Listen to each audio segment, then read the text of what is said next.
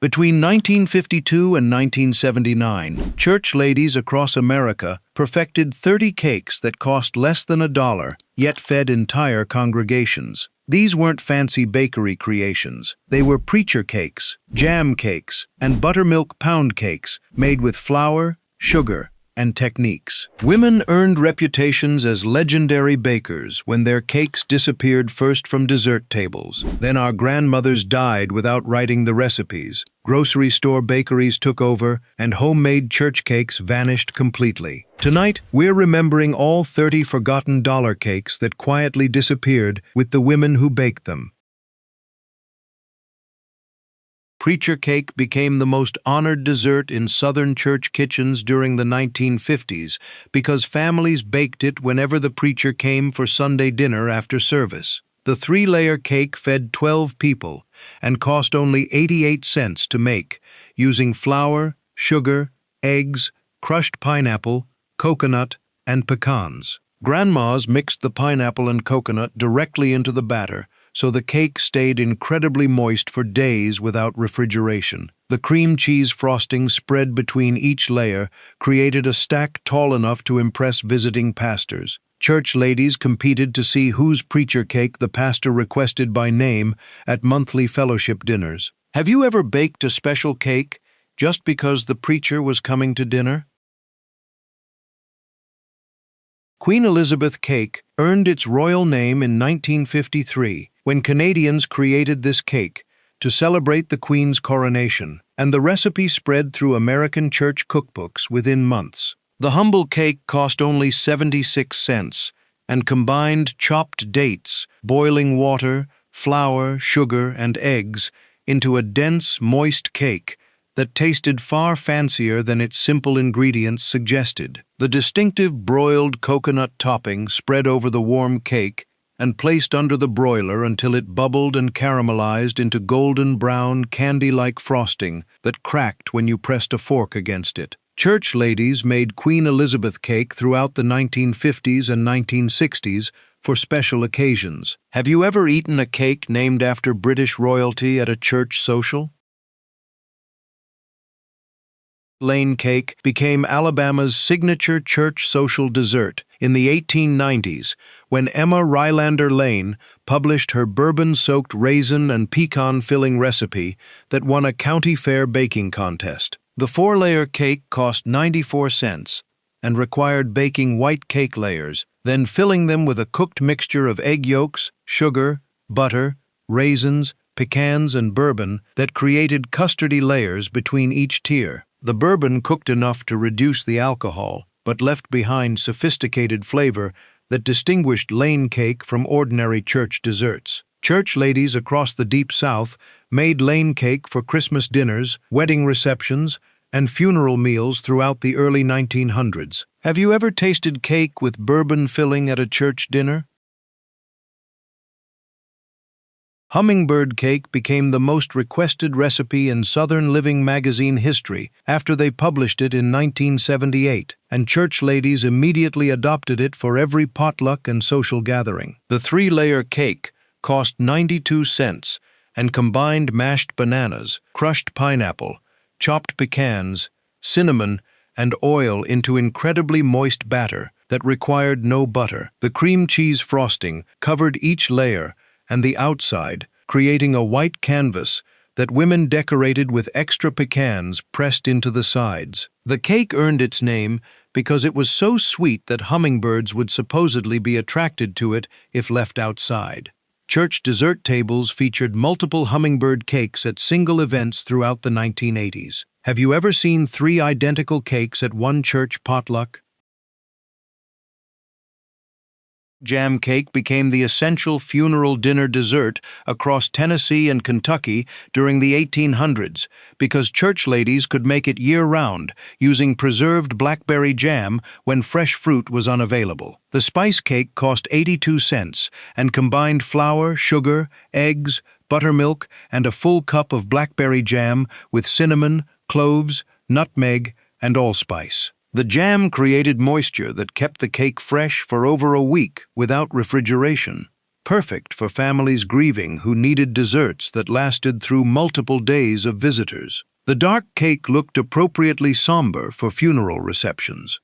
Grandmas made jam cake for every church funeral dinner from the 1850s through the 1970s.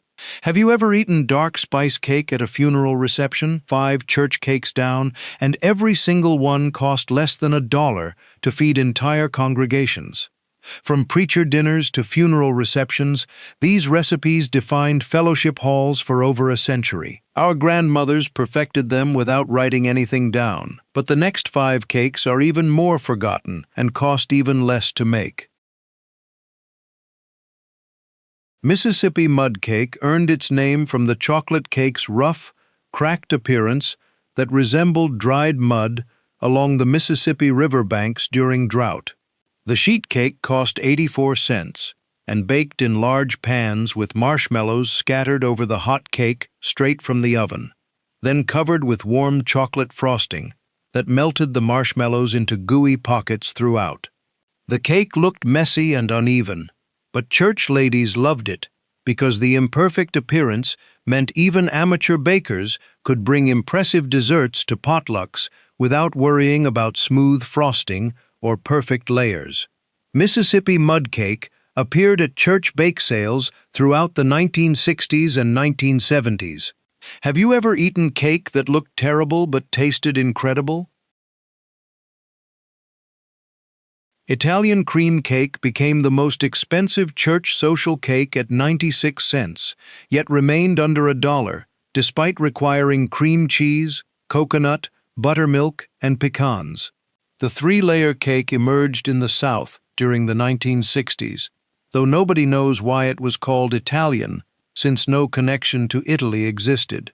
The cake combined buttermilk batter with coconut and pecans baked inside, then covered with cream cheese frosting that women decorated with extra coconut pressed onto the sides. Church ladies made Italian cream cake for weddings, anniversary celebrations, and Easter dinners when special occasions justified the extra expense. The white coconut exterior looked elegant and sophisticated. Have you ever questioned why a Southern cake had an Italian name? Poor man's cake cost only 42 cents during the Great Depression because it contained no eggs, no milk, and no butter, using water, shortening, and raisins to create cake when families couldn't afford expensive ingredients. The simple spice cake combined flour, sugar, water, raisins, cinnamon, cloves, and nutmeg into a dense cake that tasted surprisingly good despite its extreme poverty origins. Church ladies made poor man's cake throughout the 1930s and 1940s when bringing any dessert to potlucks demonstrated generosity even when budgets were desperate. The cake required no frosting because the raisins provided enough sweetness and moisture. Nobody felt ashamed serving poor man's cake because everyone understood Depression hardships. Have you ever eaten cake made entirely without animal products by accident, not by choice? Mahogany cake became the original chocolate cake before red velvet existed, baking into a deep reddish-brown color that resembled mahogany wood and gave the cake its name. The layer cake cost 78 cents and used cocoa powder, buttermilk, and a small amount of red food coloring to achieve the distinctive mahogany color that fascinated church social guests in the 1930s and 1940s. The cake required making boiled frosting by cooking sugar and water to soft ball stage, then beating it into egg whites until fluffy white clouds formed that contrasted beautifully with the dark mahogany layers. Church ladies made mahogany cake before red velvet became popular. Have you ever seen chocolate cake that was actually reddish-brown instead of dark brown? Caramel cake required the most skill of any church social dessert because making authentic caramel frosting meant burning sugar in cast-iron skillets until it turned dark amber, then carefully adding cream without causing the molten sugar to seize into hard candy. The three-layer yellow cake cost 88 cents. But the real challenge was the frosting that separated legendary bakers from amateurs who scorched the sugar too dark or didn't cook it dark enough. The finished frosting created a tan-colored coating that tasted intensely of caramel with slight bitterness that balanced the sweet cake. Church ladies who mastered caramel cake earned reputations that lasted for decades. Have you ever burned sugar on purpose to make frosting? 10 church cakes complete, from expensive Italian cream at 96 cents to poor man's cake at 42 cents. These recipes fed congregations through depression, war, and prosperity. Women earned baking reputations based on caramel frosting and mahogany color. Nobody makes them anymore. But the next 10 cakes required even stranger techniques our grandmothers never taught us. Lemon Jello cake revolutionized church potluck baking in the 1960s, when creative housewives discovered they could add dry lemon Jello powder directly into yellow cake mix batter to create bright yellow cake with intense citrus flavor that cost only 68 cents. The recipe required no special skills or techniques, just dumping cake mix, Jello powder, eggs, oil, and water into a bowl and stirring until combined. The Jello powder dissolved completely during mixing and baking, creating moisture and lemon flavor throughout every bite without anyone detecting the gelatin. Church ladies loved that the cake required only boxed ingredients available at any grocery store, eliminating the need to zest fresh lemons or squeeze citrus juice. The cake baked in bundt pans and emerged bright sunshine yellow with a color so vivid it looked artificial, which delighted children and concerned older church members who preferred natural-looking desserts. The glaze made from powdered sugar, lemon juice, and more Jello powder poured over the warm cake and soaked into every pore, creating intense sweetness that made teeth ache. Some women made the cake with orange Jello for variety, while others experimented with lime Jello for summer church picnics. Lemon Jello cake appeared at every church potluck, bake sale, and fellowship dinner throughout the 1960s and 1970s because it was foolproof and impressive despite requiring zero baking knowledge. The recipe spread through church cookbooks so rapidly that multiple identical lemon bundt cakes appeared at single events, creating dessert table redundancy that embarrassed women who'd all chosen the same easy recipe. Have you ever eaten cake so yellow it looked like it glowed under fluorescent church basement lights? Tunnel of fudge cake became a national sensation in 1966 when Ella Helfrich entered it in the Pillsbury Bake-Off and won second place, launching a craze that swept through church bake sales and social gatherings across America. The revolutionary bundt cake cost 92 cents and created a magical tunnel of gooey fudge running through the center that stayed soft and molten even after the cake cooled completely.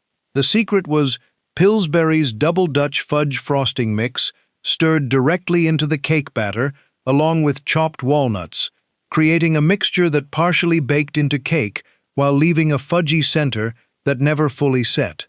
Church ladies rushed to recreate Tunnel of Fudge cake after seeing it in newspapers and magazines, but many failed because they didn't understand that the specific frosting mix was essential. The recipe only worked with Double Dutch fudge frosting mix, and substituting other chocolate frosting mixes or cocoa powder produced regular chocolate cake without the signature fudge tunnel.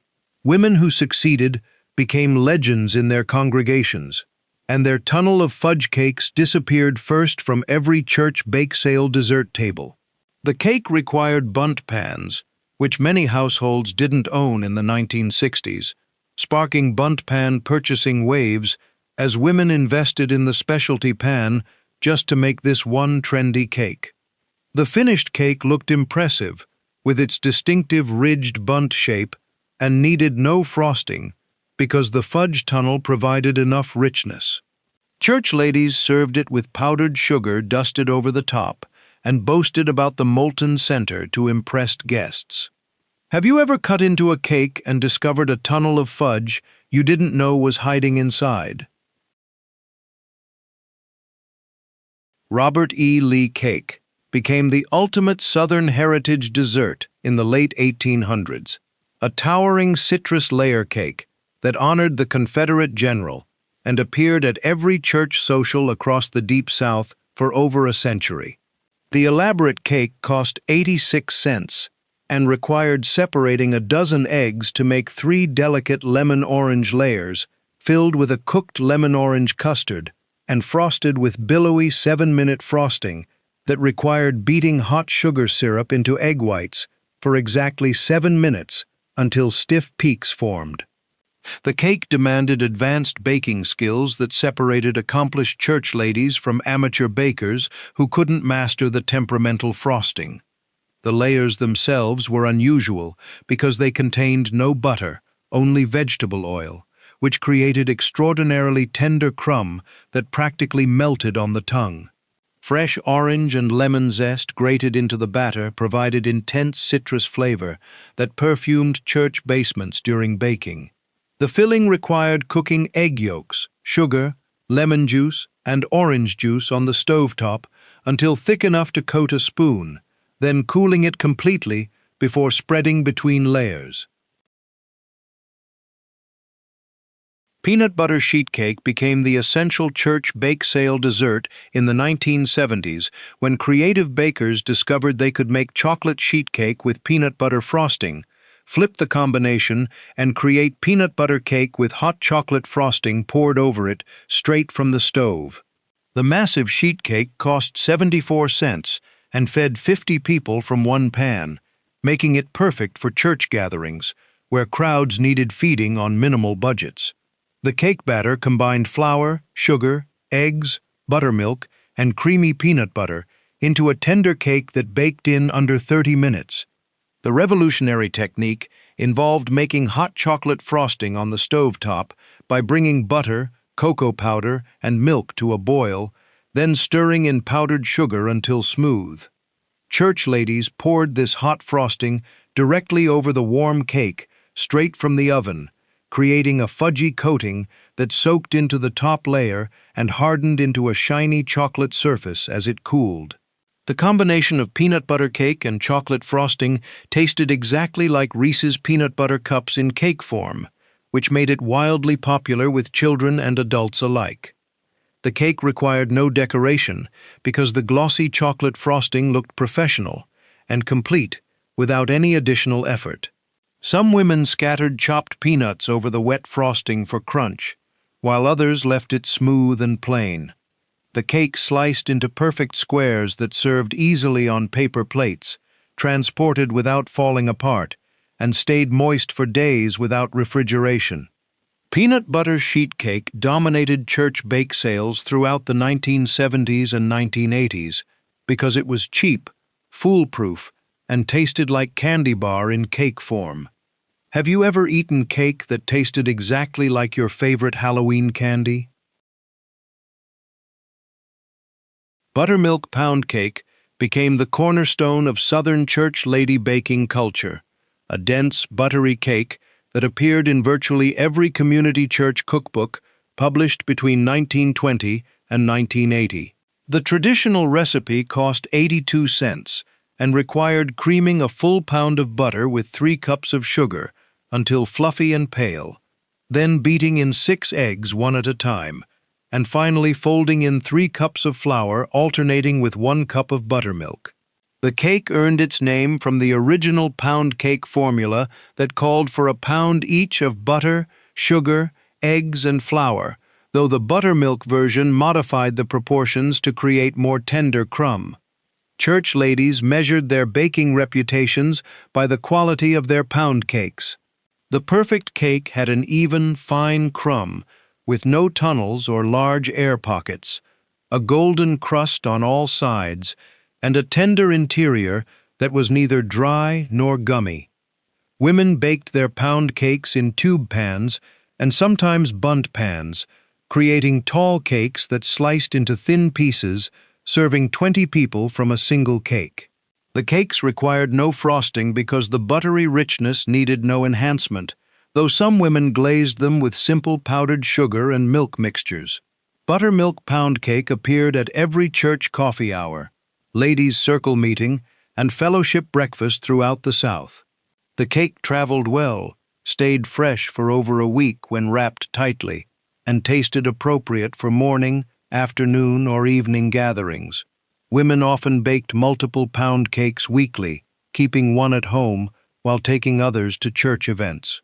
Have you ever attended a church where pound cake appeared at literally every single gathering? 15 church cakes complete, from Jell-O innovations to Confederate heritage desserts. These recipes required techniques our grandmothers mastered through decades of practice. Separating a dozen eggs, beating frosting for exactly 7 minutes, pouring hot chocolate over warm cake. Nobody teaches these skills anymore. But the next 5 cakes cost even less and disappeared even more completely.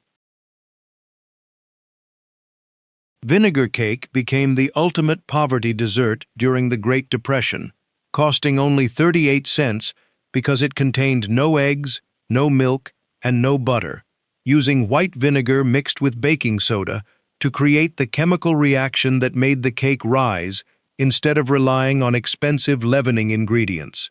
The chocolate cake combined flour, sugar, cocoa powder, vegetable oil, water, vanilla, and white vinegar into a simple batter that bakers mixed directly in the cake pan without dirtying a single bowl. 3 wells poked into the dry ingredients, held the vanilla extract, white vinegar, and vegetable oil, then water poured over everything, mixed it all together with a fork. Church ladies made vinegar cake throughout the 1930s and 1940s, when bringing any dessert to potlucks demonstrated generosity even during desperate financial times. The cake baked into a surprisingly tender, moist chocolate cake that nobody could identify as egg-free or dairy-free until grandmas revealed the secret ingredient. The vinegar smell disappeared completely during baking, leaving no trace of its presence in the finished cake. Some women frosted vinegar cake with simple chocolate frosting made from cocoa, powdered sugar, and water, while others served it plain because even frosting ingredients strained Depression-era budgets. The recipe spread through churches and communities because it allowed families with almost no money to participate in social gatherings and contribute desserts alongside wealthier church members. Nobody judged vinegar cake as inferior because everyone understood Depression hardships and appreciated that chemical ingenuity could replace expensive eggs and create cake from nearly nothing. The cake disappeared after World War II when prosperity returned and eggs became affordable again, eliminating the need for vinegar substitution. Have you ever eaten cake that used vinegar instead of eggs and never noticed the difference? Church social crumb cake became the essential Sunday morning fellowship hour dessert because it was served warm, required no frosting, and was acceptable to eat with coffee before noon, when chocolate cake seemed too indulgent. The simple coffee cake cost 64 cents and featured a tender yellow cake base topped with thick streusel crumbs made from butter, brown sugar, flour, and cinnamon that baked into a crunchy, sweet topping that provided texture contrast to the soft cake beneath. Church ladies mixed the crumb topping separately, then scattered it generously over the cake batter before baking, creating a thick layer of streusel that became the cake's signature feature.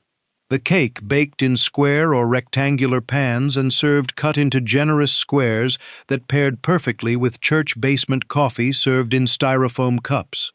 Women made church social crumb cake on Saturday evenings, then reheated it Sunday morning so the cake was still warm when fellowship hour began after service.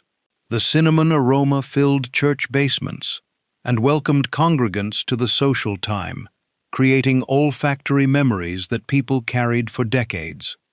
Some women added chopped pecans to the crumb topping for extra crunch, while others kept it simple, with just butter, brown sugar, and cinnamon. The cake required no decoration and looked appropriately modest for morning gatherings when elaborate desserts seemed inappropriate. Church ladies appreciated that even amateur bakers could make perfect crumb cake because the streusel topping hid any imperfections in the cake layer beneath. The cake appeared at every Sunday morning fellowship hour, women's Bible study meeting, and early morning church breakfast throughout the 1950s and 1960s. Have you ever eaten cake with your morning coffee at church and felt it was somehow more acceptable than eating cake for breakfast at home? Pineapple sheet cake became the signature potluck dessert for summer church picnics and outdoor fellowship dinners because the tropical pineapple flavor seemed appropriate for warm weather gatherings when chocolate cake felt too heavy. The massive sheet cake cost 78 cents and combined flour, sugar, eggs, crushed pineapple with its juice, and a small amount of oil into incredibly moist batter that baked in large sheet pans and fed 50 people from one cake. The crushed pineapple mixed directly into the batter created little pockets of fruit throughout the cake and added so much moisture that the cake stayed fresh for days without drying out, even when sitting uncovered on church dessert tables for hours.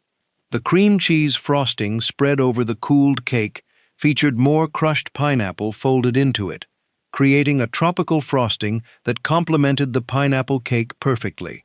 Some church ladies added coconut to the frosting and sprinkled extra coconut over the top, transforming the simple sheet cake into something that tasted sophisticated and special despite costing less than $1. The cake required no decoration beyond the coconut garnish because the pale yellow cake with white frosting looked clean and fresh. Church ladies made pineapple sheet cake for every outdoor church event from May through September, creating seasonal dessert rotation where chocolate cakes dominated winter months while pineapple cake ruled summer gatherings. The cake traveled well to outdoor locations, didn't melt in heat like chocolate frosting, and appealed to people who preferred fruity desserts over chocolate. The recipe appeared in virtually every Southern church cookbook published during the 1960s and 1970s, usually in the sheet cake or potluck desserts section. Have you ever noticed how pineapple cake only appeared at summer church gatherings while chocolate cake dominated winter months?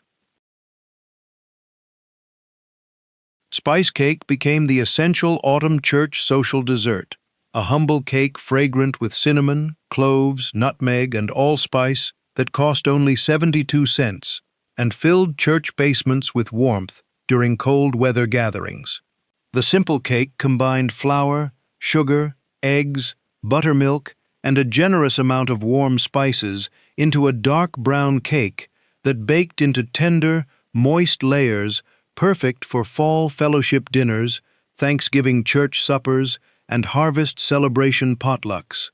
Church ladies made spice cake from September through March, when the warm spice aromas seemed appropriate for the season, then switched to lighter lemon and pineapple cakes once warm weather returned.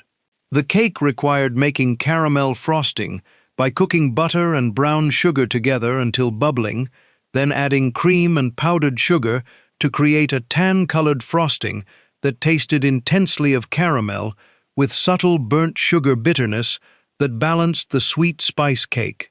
The caramel frosting required constant stirring and careful temperature control to prevent scorching, separating skilled church bakers from amateurs whose frosting turned grainy or separated.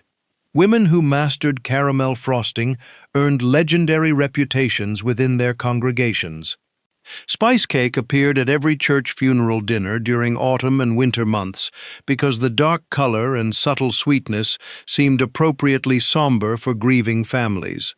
The cake wasn't cheerful and bright like lemon cake or indulgent like chocolate cake, making it respectful and suitable for solemn occasions. Church ladies often made multiple spice cakes for funeral receptions, knowing the warm spices provided comfort without seeming celebratory. The recipe spread through generations of church cookbooks, always appearing in the heritage recipes or grandmother's favorites sections. Have you ever noticed how spice cake smells exactly like autumn church basements and fellowship halls? Nut cake became the pride of church ladies who had access to free pecans or walnuts from backyard trees, transforming nuts that cost nothing into an 88-cent cake that seemed expensive and luxurious.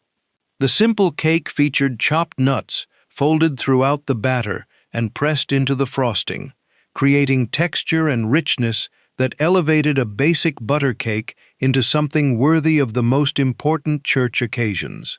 Church ladies across the South particularly loved nut cake because pecan trees grew abundantly in backyards, along roadsides, and in church parking lots, providing free nuts every autumn that women gathered, shelled, and stored for year-round baking.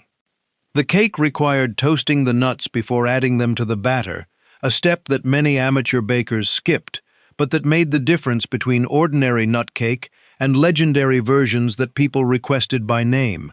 Toasting deepened the nutty flavor and created crunch that raw nuts couldn't provide. The butter frosting covered the cake layers and sides, then more toasted nuts pressed into the frosting while it was still soft, creating a completely nut-covered exterior that looked impressive and bakery quality despite the simple recipe.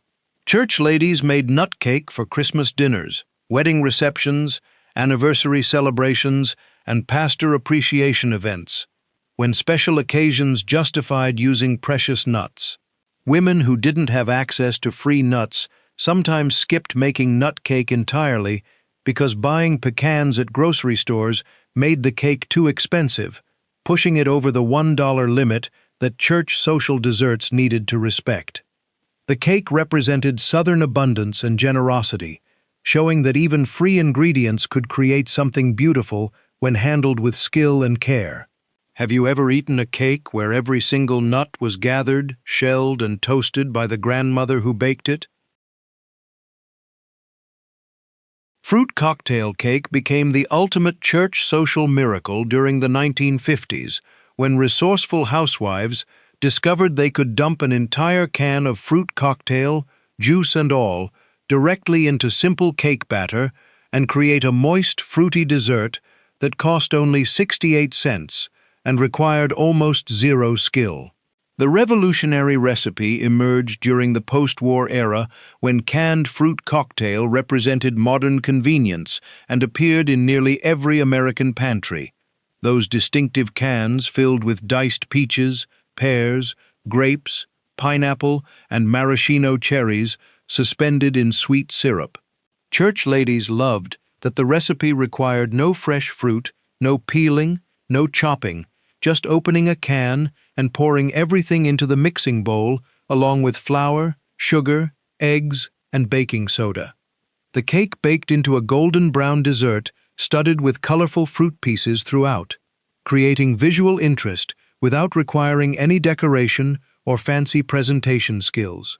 The fruit cocktail provided so much moisture that the cake stayed fresh for over a week without drying out, making it perfect for church events where desserts sat out for hours or got sent home with elderly shut-ins who needed treats that lasted for days. The syrup from the canned fruit sweetened the cake naturally, allowing bakers to reduce the amount of added sugar and still achieve perfect sweetness that appealed to everyone from children to grandparents. The distinctive topping separated fruit cocktail cake from ordinary cakes and made it instantly recognizable on crowded church dessert tables. Church ladies made a broiled coconut and brown sugar topping that spread over the warm cake straight from the oven, then placed the entire pan under the broiler for 3 to 5 minutes until the coconut turned golden brown and the brown sugar caramelized into a crunchy, candy-like surface. Have you ever eaten a cake where every single fruit piece came straight from a can?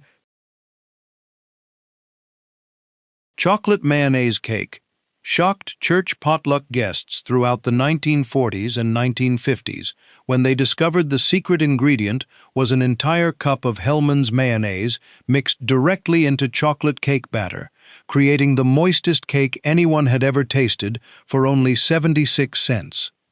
The bizarre recipe originated during World War II rationing, when eggs and oil were scarce, and creative home economists at mayonnaise companies realized that mayonnaise already contained eggs and oil, making it a perfect substitute that could replace both rationed ingredients in a single swap.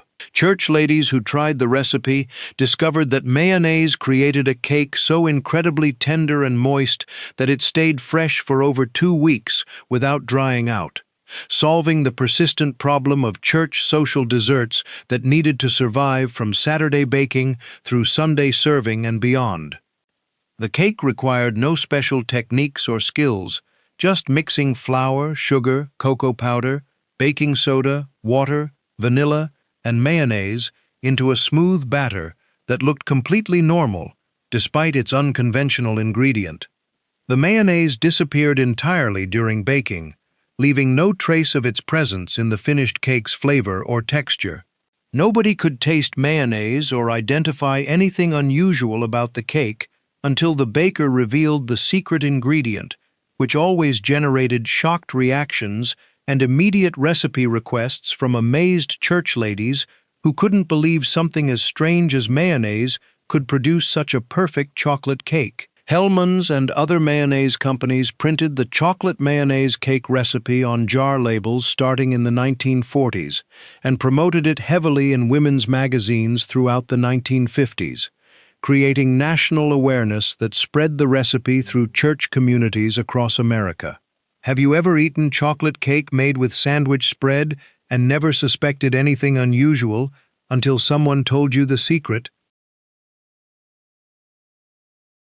Buttermilk chocolate cake became the essential church picnic dessert because it cost only 68 cents, stayed incredibly moist in outdoor heat, and tasted even better the second day after the buttermilk's tangy acidity had time to mellow and blend with the chocolate flavor.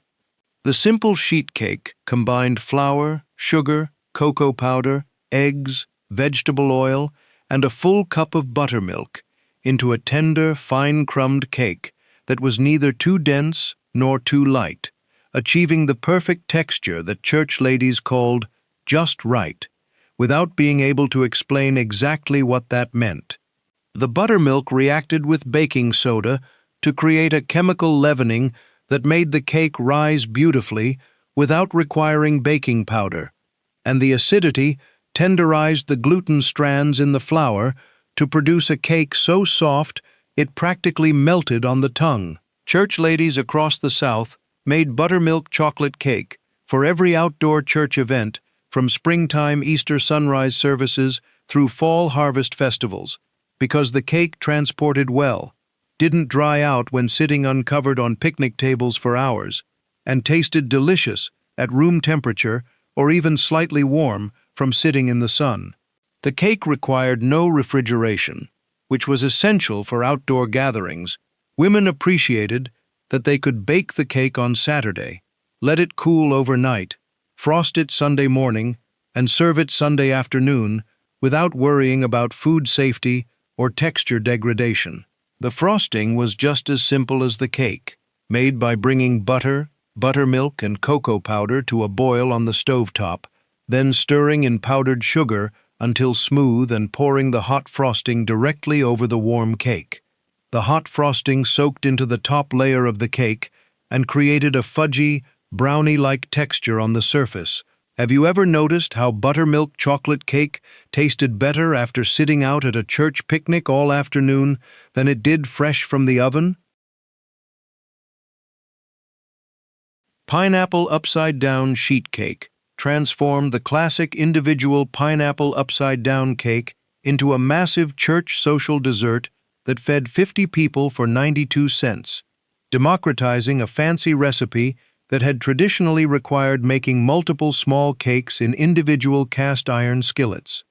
The genius adaptation emerged in the 1950s, when creative church ladies realized they could line a large sheet pan with butter and brown sugar, arrange canned pineapple rings and maraschino cherries across the entire surface, pour yellow cake batter over everything, bake it, then flip the massive cake onto a serving board to reveal the beautiful caramelized pineapple pattern covering the entire top. This technique eliminated the fussy individual cake approach and made pineapple upside-down cake practical for church gatherings, where feeding crowds efficiently mattered more than elegant presentation. The cake required careful planning and courage, because flipping a hot sheet cake onto a serving board was a high-stakes maneuver that could result in spectacular failure if the baker lost her nerve or executed the flip too slowly. Church ladies developed their own flipping techniques, some using two large cutting boards to sandwich the cake and flip it in one confident motion, others recruiting helpers to assist with the flip, and a few brave souls doing it solo, with nothing but determination and experience. Successful flips revealed gorgeous rows of caramelized pineapple rings with bright red cherries centered in each ring, creating a geometric pattern that looked far more complicated than the simple recipe actually was. The brown sugar and butter melted during baking and created a sticky caramel sauce that coated the pineapple and soaked into the cake, making the top layer intensely sweet and gooey, while the bottom remained tender and cakey. The contrast between the caramelized fruit top and the simple yellow cake bottom created textural interest that made every bite different. Church ladies cut the sheet cake into squares, ensuring each serving got at least one pineapple ring and cherry, though corner pieces with less fruit topping were considered less desirable and usually went to children who didn't care about presentation.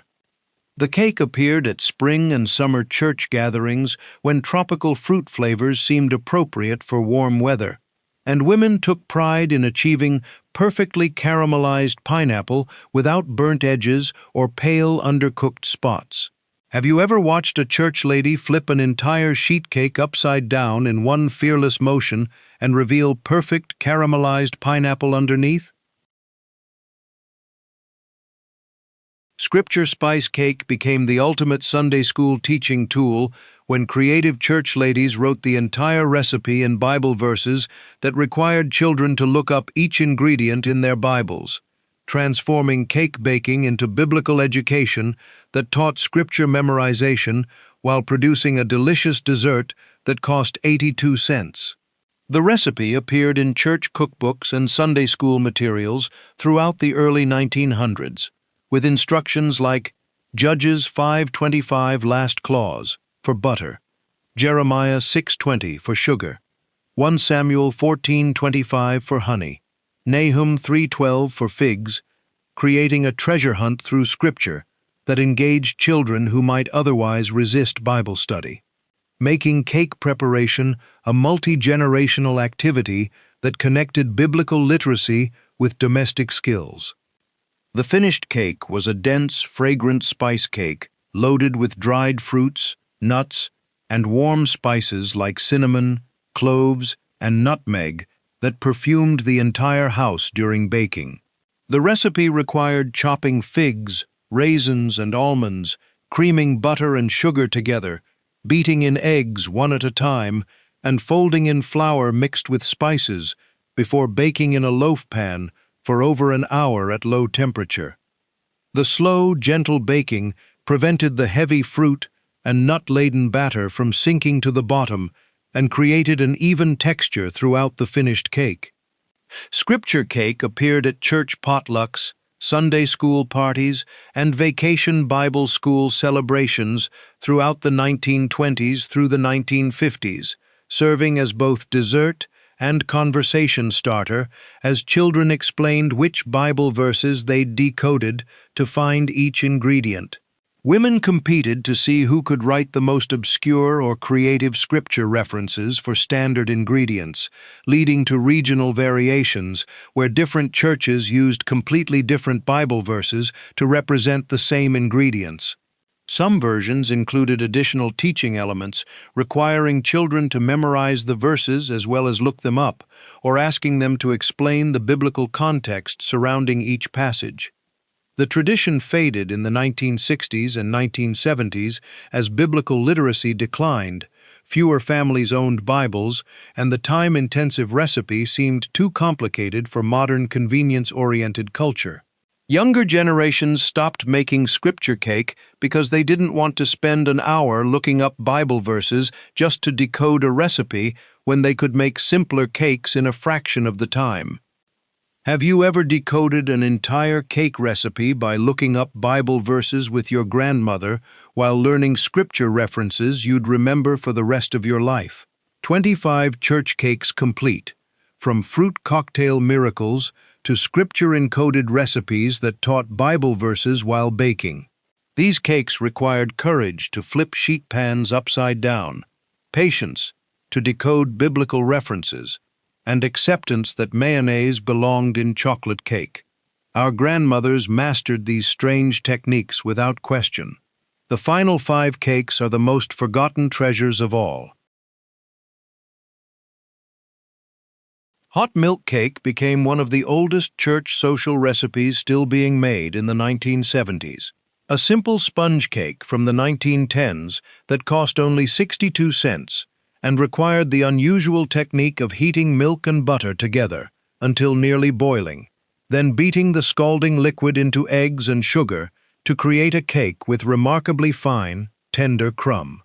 The vintage recipe appeared in the very first community church cookbooks, published in the early 1900s, and survived through 3 generations of church ladies who appreciated its simplicity, reliability, and the way the hot milk technique created a cake texture unlike anything achieved through conventional creaming methods. The recipe required no baking powder or baking soda because the eggs beaten with sugar created enough air to leaven the cake naturally, making it a true sponge cake that relied entirely on proper beating technique rather than chemical leaveners. Church ladies made hot milk cake by beating eggs and sugar together for a full 5 minutes until the mixture became thick, pale, and tripled in volume, creating a foam structure that would support the cake as it baked. The hot milk and melted butter mixture was beaten into this foam in a slow, steady stream, while continuing to beat constantly, preventing the hot liquid from cooking the eggs, but allowing the heat to further stabilize the foam. Flour folded in gently at the very end completed the batter, which bakers poured immediately into prepared pans before the foam could deflate. The finished cake had a distinctive golden color and fine, even crumb that made it perfect for layering with fruit and whipped cream, or serving plain with just a dusting of powdered sugar. Church ladies used hot milk cake as the base for strawberry shortcake at summer church picnics, splitting the cake into layers and filling it with fresh berries and real whipped cream. The cake absorbed fruit juices without becoming soggy, maintaining its structure even when loaded with strawberries that released liquid as they sat. The recipe required precise timing and technique that intimidated younger bakers who'd grown up with boxed cake mixes and didn't understand how to beat eggs to proper foam stage, or how to incorporate hot liquid without deflating carefully created air bubbles. Women who mastered hot milk cake earned respect for preserving old-fashioned techniques that connected modern church gatherings to baking methods from the earliest days of community cookbooks when written recipes were rare, and most women learned by watching their mothers and grandmothers work. Have you ever beaten eggs and sugar for 5 full minutes by hand until your arm ached and the mixture turned pale yellow and tripled in volume? Church supper yellow cake represented the most basic, fundamental cake in church social repertoire. A simple butter cake that cost 64 cents and appeared at literally every church gathering as the reliable fallback dessert when more adventurous cakes failed, or when bakers needed something absolutely foolproof. The recipe was so basic that most church ladies didn't even need to write it down. 2 cups flour, 1½ cups sugar, 3 eggs, ½ cup butter, 1 cup milk, vanilla, baking powder, salt. Mixed together using the conventional creaming method that every woman learned from her mother. The simplicity was the point, creating a blank canvas cake that worked for any occasion, accepted any frosting, and never failed even when baked by the most inexperienced church member volunteering dessert responsibility for the first time. The cake baked in sheet pans for easy serving at large gatherings, emerging golden yellow with an even, tender crumb that was neither too fine nor too coarse, achieving the middle ground texture that appealed to everyone from children to elderly church members with sensitive teeth. Church ladies frosted church supper yellow cake with simple chocolate frosting made from cocoa powder, butter, powdered sugar, and milk, creating the classic yellow and chocolate combination that dominated church dessert tables for over a century. The chocolate frosting provided visual contrast against the yellow cake and added richness that balanced the cake's mild butter flavor. The cake served as the training ground where young girls learned basic baking skills before attempting more complicated recipes, and successfully making church supper yellow cake marked a rite of passage into church lady culture. Mothers stood beside daughters, teaching them how to cream butter and sugar until fluffy, how to tell when eggs were properly incorporated, how to alternate adding flour and milk without overmixing, and how to test for doneness using a toothpick inserted into the center.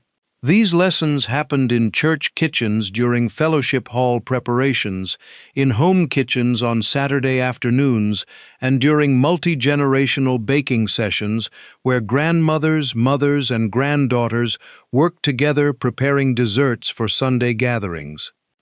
Church supper yellow cake appeared at every church potluck, funeral dinner, wedding reception, and fellowship meal without exception because its presence was assumed and expected, creating continuity across decades of church social history. The cake was so ubiquitous that people stopped noticing it, taking for granted that yellow cake with chocolate frosting would always be available at church gatherings.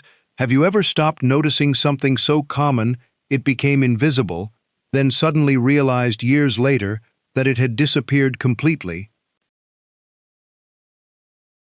Fellowship Hall pound cake differed from regular buttermilk pound cake by using sour cream instead of buttermilk, creating an even denser, richer cake that cost 86 cents and became the signature dessert of church ladies who competed to make the moistest, most tender pound cake in the congregation. The sour cream edition emerged in the 1950s, when sour cream became widely available in grocery stores, and creative bakers discovered that its higher fat content and thicker consistency created pound cake with velvety texture that regular buttermilk versions couldn't achieve. Church ladies guarded their fellowship hall pound cake recipes closely, making small adjustments to vanilla amounts, butter brands, or baking temperatures that they believed gave their cakes superior texture. The cake required creaming butter and sugar for a full 10 minutes, until the mixture became almost white and increased dramatically in volume, creating the air structure that would give the finished cake its fine, even crumb. 6 eggs added one at a time with thorough beating after each addition created rich yellow color and additional structure, while the sour cream alternated with flour in 3 additions, each mixed just until incorporated to prevent overdevelopment of gluten that would make the cake tough. The batter was thick and heavy, requiring spreading into the tube pan with a spatula rather than pouring like thinner cake batters. The cake baked low and slow at 325 degrees for over an hour, filling the church kitchen with a buttery vanilla aroma that drew people to the fellowship hall even before the official serving time arrived. The finished cake had to cool completely in the pan before inverting onto a serving plate, and impatient bakers who tried to unmold warm cakes often ended up with broken tops or cakes that stuck to the pans, marking them as amateurs who didn't understand pound cake temperament.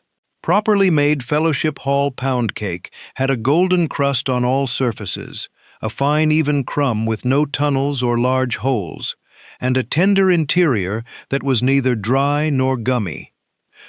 Have you ever watched church ladies silently judge each other's pound cakes at fellowship hour without saying a single critical word out loud? Bake sale banana cake became the essential church fundraiser dessert in the 1960s, when creative bakers discovered they could use overripe bananas that were too brown to eat fresh but cost almost nothing, transforming what would have been garbage into a 78-cent sheet cake that sold for $2 at church bake sales and generated impressive profit margins for building funds and mission trips. The cake emerged during an era when church bake sales represented major fundraising events that could generate hundreds of dollars in a single Saturday morning, and women competed to contribute desserts that would sell out first, earning them recognition as successful bakers whose contributions made real financial differences to church budgets. Banana cake was particularly valuable because the bananas cost nothing if you used your own overripe fruit, and the cream cheese frosting looked fancy and bakery quality even though it required only cream cheese, butter, powdered sugar, and vanilla beaten together until fluffy. The cake batter combined mashed overripe bananas, flour, sugar, eggs, buttermilk, and baking soda into a moist, tender cake that baked in large sheet pans and cut into generous squares, perfect for individual sale at bake sale tables. The bananas provided natural sweetness and moisture that kept the cake fresh for days, making it ideal for bake sales where desserts might sit out for hours before selling. The cream cheese frosting spread thickly over the cooled cake, created a white coating that women sometimes decorated with banana slices or chopped walnuts to make the cake look more elaborate and justify charging premium prices. The cake appeared at every church bake sale throughout the 1960s, 1970s, and early 1980s, often with multiple banana cakes from different bakers competing for customer attention on crowded bake sale tables filled with cookies, brownies, and pies. The tradition faded in the 1990s as church bake sales declined in popularity, replaced by other fundraising methods that generated more money with less volunteer labor, and the knowledge of how to price, present, and sell homemade baked goods disappeared along with the bake sale culture itself. Have you ever bought a slice of banana cake at a church bake sale and known that every penny went directly to sending teenagers on mission trips? Orange raisin cake became a national sensation when it won second place in the 1950 Pillsbury Grand National Baking Contest, then spread through church communities as women rushed to recreate the prize-winning recipe that had appeared in newspapers across America and proven that simple ingredients could compete at the highest levels of home baking competition. The cake cost 78 cents and combined orange juice, orange zest, raisins, walnuts, flour, sugar, and eggs into a moist, fragrant cake that tasted sophisticated and complex despite its humble ingredient list. The distinctive preparation method required grinding raisins and walnuts together using a food grinder, creating a paste that distributed throughout the cake batter and added moisture and texture to every bite. The orange juice and zest mixed into the batter provided bright citrus flavor that cut through the sweetness and made the cake taste fresh and light, rather than heavy and dense like many fruit and nut cakes. The batter baked in loaf pans or tube pans, emerging golden brown with a tender crumb studded throughout with tiny flecks of ground raisins and nuts. The finished cake looked elegant and refined, appropriate for the most important church occasions when ordinary cakes seemed too plain, but elaborate layer cakes seemed too fussy. Orange raisin cake appeared at church ladies' circle meetings, Easter breakfasts, and spring fellowship dinners throughout the 1950s and early 1960s, when the Pillsbury Bake-Off represented the pinnacle of home baking achievement, and prize-winning recipes carried prestige that modern cooking competitions can't replicate. Women who made orange raisin cake connected themselves to national baking excellence and demonstrated that church social desserts could be just as sophisticated as anything served in fancy restaurants or sold in expensive bakeries. The tradition faded as the 1950 Bake-Off became distant history and newer prize-winning recipes replaced orange raisin cake in the collective memory of church baking culture. Have you ever eaten a cake at a church social that had won a national baking contest 20 years earlier and still tasted prize-worthy? These 30 forgotten church cakes once filled fellowship halls with sweetness and community, each costing under $1, yet feeding entire congregations at potlucks, funeral dinners, and Sunday socials. From preacher cake baked when the pastor came to dinner to orange raisin cake that won national baking contests, they represented an era when homemade desserts built church community, and women earned lasting reputations based on their caramel frosting technique or their ability to flip sheet cakes upside down without catastrophe. The cakes disappeared quietly as our grandmothers died without writing down the small adjustments that made their versions legendary within their congregations. The techniques vanished with them, beating eggs and sugar for 5 full minutes by hand, burning sugar carefully to make caramel frosting, decoding scripture references to find ingredients, flipping hot cakes with confidence, and knowing exactly when broiled coconut reached perfect golden brown without scorching. These skills required years of practice and generational teaching that ended when grocery store bakeries offered convenience and younger generations stopped attending Wednesday night church suppers, where baking knowledge transferred informally between women working together in church kitchens. Today, church social culture has changed completely. Potlucks feature store-bought desserts and catered meals rather than homemade cakes that cost less than $1 to make.